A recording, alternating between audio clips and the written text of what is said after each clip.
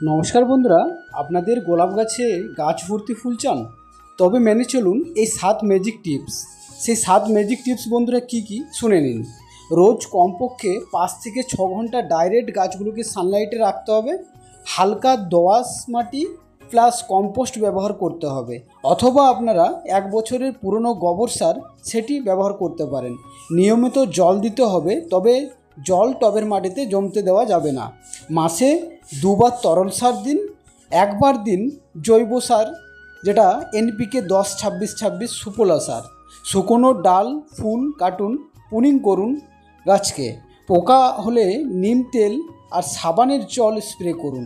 গাছের চারপাশে বাতাস চলাচল যাতে ভালো মতো করতে পারে সেই ব্যবস্থা রাখুন। গাছকে মধ্যখান থেকে ঝোপালো টাইপের যাতে না হয় সেই দিকে নজর রাখুন। গাছকে পুরো একদম ক্লিয়ার রাখুন যাতে বাতাস চলাচল ঠিকঠাকভাবে করতে পারে। তো বন্ধুরা, এই টিপসগুলোই যদি আপনারা মেনে চলেন তো আপনাদের প্রত্যেকটা গোলাপ গাছে গাছ ভর্তি ফুল হবে। বন্ধুরা, ভিডিওটি আজ এইটুকুই। আবার দেখা হচ্ছে পরবর্তী একটা ভিডিওতে। ধন্যবাদ।